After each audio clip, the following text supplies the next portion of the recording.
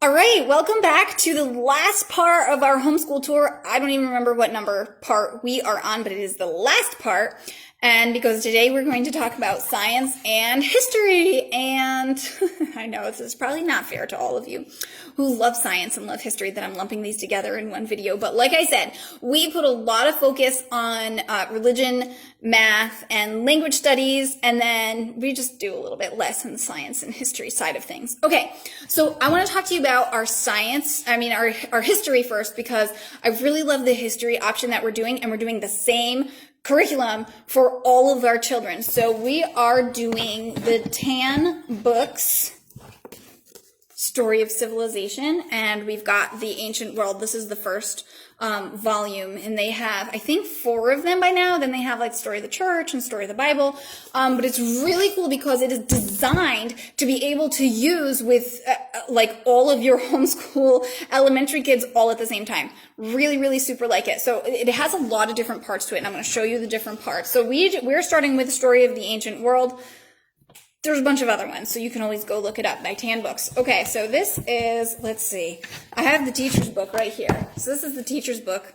I should be better at reading the teacher's book, because right now I don't really know what's in here to tell you about. So this is the teacher's book, and I'm going to put it aside because that's usually what I do with it. Okay, so there's the textbook. So my 4th grader reads the textbook on his own. He has a little bookmark here, and he just goes through, and each week he's expected to read 1 chapter of it. And then at the end of the week, we have this test booklet, and he takes the test. So I rip out the test and I give it to him, and he takes the test.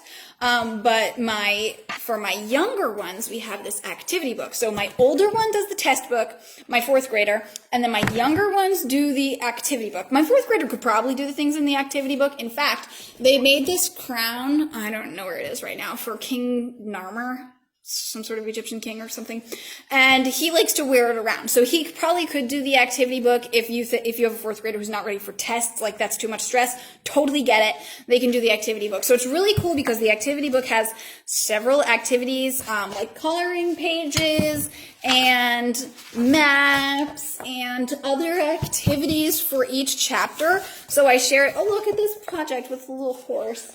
So my 2 girls share that, and one of them's more into coloring, one of them's more into things like drawing, and they share the things in the activity book. So this, we got like a crossword. So there's different levels of activities in the activity book to use with your kiddos. So I use this for my little guys, and then I use this at the end of the week for my big kid. But it also has, there's an audio CD version. So since my big kid can read and he reads the book, the CDs are in my car right now. Sorry, I don't have them on hand to show you. But we play that in the car, like on our way to church or on our way to the park, so that my girls who can't read yet, they listen in. It's really cool because each chapter, it says the story of civilization, so it gives you the information. But so far, I don't know if it does this the whole time, each chapter also tells you a story. It's almost kind of like a day in the life of a person who lived in that period or in that era. It's really kind of super cool, and so then they can kind of enter into the history a little bit more. Very cool. So my big kid reads the book, my little girls, well, we all listen to the CD, and then the big kid takes the test, little girls do the activity. So really good, just for me not having to, you already see how much I juggle in our language curriculum and in our religion. Like, it's really nice just to have one thing for all of them, like, and go simple on this so that I can be like, crazy on the other things. So that's what we do for our history. Okay, and for science, all right, so my 4th grader, for science, my husband found this. It's a video game, like on the computer, like a computer game, and it's called Kerbal Space Program. So Kerbal Space Program. And my husband was like, this is so cool. So he teaches at West Point. He was like, one of my cadets was telling me about this. He did this for his science curriculum. I don't know if he homeschooled or whatever. And he goes, and you use real science and real engineering to build rockets and shoot them in space. So you're like a rocket, I don't know, some sort of rocket building guy. My husband takes care of this, like, you know, he helps him with it and whatever.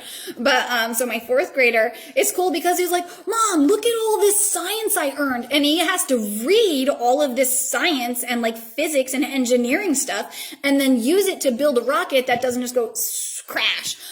So really cool. So that's what he's doing for his science. So all throughout the week, when he successfully completes his other subjects, he earns time, like screen time towards his science.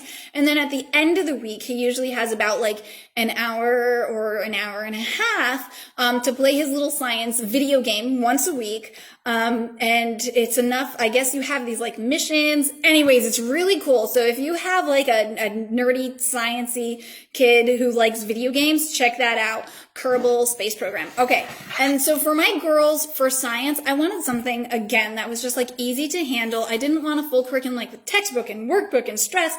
So I just picked this. It's like a little workbook. I found it on Amazon. It's called the Human Body Activity Book for Kids. Hopefully it's appropriate all the way through. We'll see when we get there. Yeah, it's based on like the 5 senses. So right now, we're doing the skeleton. It does like the basic, you know, body systems, and then it does like the 5 senses. So I think we're going to talk about your brain, and then we're going to talk about, I think they really go into the anatomy of like your ear, your eyeball, and so that kids can kind of understand the parts of their body right now that helps them relate to the world around them. Taste, that's disgusting.